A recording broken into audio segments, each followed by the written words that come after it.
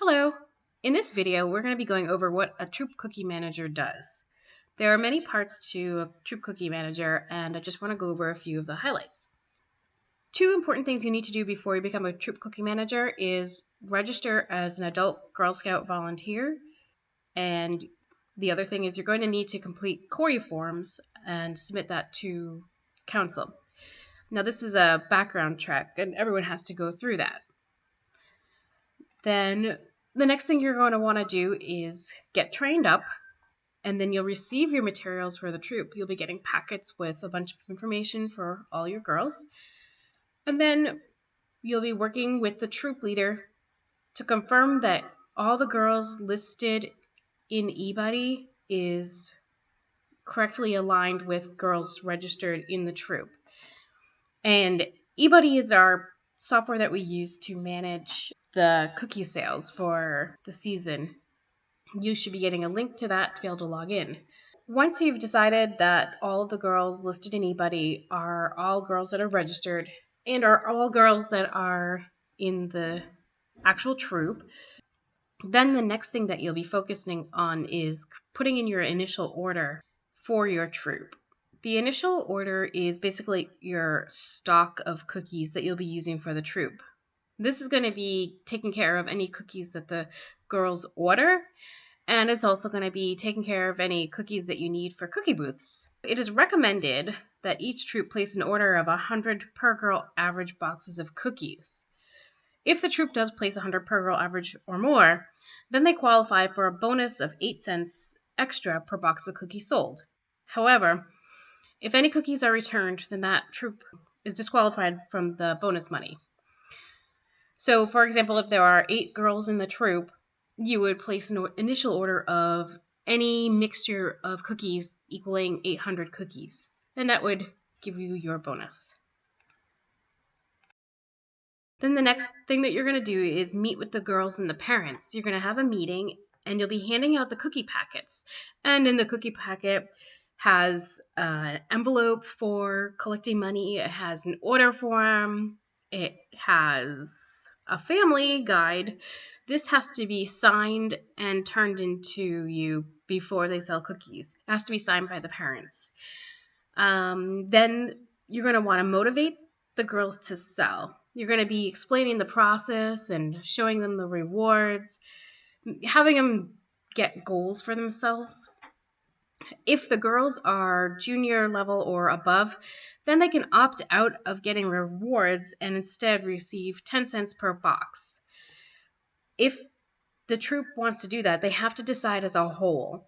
It has to be a troop decision. And if they do this, then the girls and the parents have to sign the opt-out of rewards form. And once all the girls and parents have signed this form, then it has to be emailed or mailed to Council. When it comes to managing cookies, you can choose how you want to manage them for your troop. There are a few options for this. No matter which option you choose, you should always place an initial order to get you started. If you cannot sell all of your cookies, you can always return full unopened cases of cookies to Council before February 7th. And exchanges can happen until February 21st. Note that during the duration of the sale, you will be able to exchange cookies with other troops in Holden via emails and Facebook. So there is that option we do have in Holden. Regarding the different options you have with managing your troops, there are a few ways you can do this, and I've seen it work different ways with different troops. So whichever way you feel will work best, you can go ahead and do that. One way is to have the girls fill out the order forms until a date you choose, and then they return the forms to you, and at that point, you fulfill the cookie orders they have. And then you have to remember that there's going to be online sales that are going to continue until the duration of the sale, and you don't really have a say in that. So there could be customers out there that order cookies that you have to still fulfill, so you're going to need to keep a small stock for that. Another way you could go about doing it is to give each family a starter kit of cookies. And you have a certain amount of popular ones and lesser ones, and you hand them to the troops, to the girls, individually. And then you explain to the families that they either have to pay for the cookies or return them by a deadline.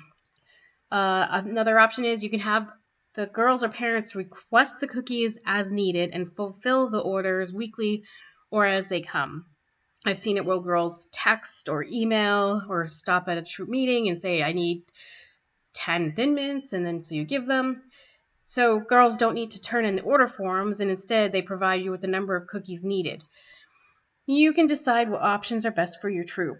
You can even manage it individually. Some girls might want a starter pack of cookies, while others will just want to turn in the order form. You can decide on deadlines and when payments are due. There are strict deadlines listed in your manual, but you can bring them in so you're not up against the clock. So you can have the option of changing the dates so you have more time on your side. On December 12th, the girls can start taking orders of cookies, although no money is to be exchanged until cookies are handed off in January. Do not take cookie orders before December 12th. So on December 11th, they can't take cookie orders, but on December 12th, they can. On Saturday, January 12th, the cookie drop happens. On this day, all troop cookie managers or a designated person will be heading to the cookie drop location to pick up cookies that they ordered with their initial order. There will also be a designated time slot for each troop. This will be determined about a week before the drop, so keep January 12th open. It's unfortunate that we don't have a time slot ahead of time, but I'll give it to you as soon as I get it. The location is to be determined this year. In past years, it has been at the Worcester Showcase North Cinema parking lot. However, there is construction going on, so this is going to cause a snag in our pickup. So I'll let you know when I find out where this is going to be held. On January 18th, the cookies are live, and all cookie orders can now be fulfilled. Between January 18th and March 10th, you can sell cookies at cookie booths. And there are a few types of cookie booths. There are council cookie booths. You pick these using eBuddy.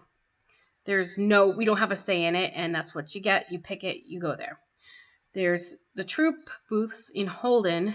These are booths that are set up with local shops around Holden. I use Sign Up Genius to manage these, and I'll send out a link, and you'll be able to pick the locations that are available in Sign Up Genius. If you take a booth from Sign Up Genius, you also need to enter into eBuddy. Doing this gives you free advertising, and it also covers you with insurance. The last cookie booth is a family booth. These are booths that families can create, and only members of a girl's family can participate. If another Girl Scout attends, then it's considered a troop booth. A girl and her family can decide to set up a booth at the end of her driveway if she wants. Or the girl can work with her troop cookie manager to select a Holden booth available in Sign Up Genius. Troop cookie managers can take booths on behalf of a girl and her family. It is recommended that you input this booth into eBuddy for free advertising. Throughout the cookie season, you will be going into eBuddy to manage the cookies and the payments of girls. You can do this as little or as much as you like. However, it is recommended to do this frequently as possible. Don't wait until the deadline to input data, because eBuddy often stops working due to the high traffic on those days.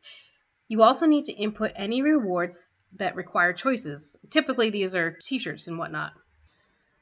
When you collect money from girls and parents, you're going to want to count it and give a receipt. And it's okay to count it in front of the parent, and it's actually best to do that because then both parties know how much money is given. If an envelope is handed off and then you get it, it's not the right amount, you're still responsible. You're going to have to either confront the person, and then there's going to be an issue where who was right. So it's best to count the money in front of the person and give a receipt.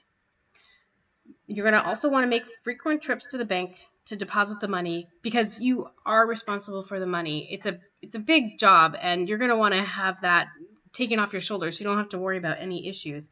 I know I like to deposit as much money when I get it so I don't have it anymore. At the end of the season, you will need to print and sign your troop sales report. This is available in eBuddy. And along with your report, you're going to need to turn in any cupboard receipts or troop-to-troop transfer receipts.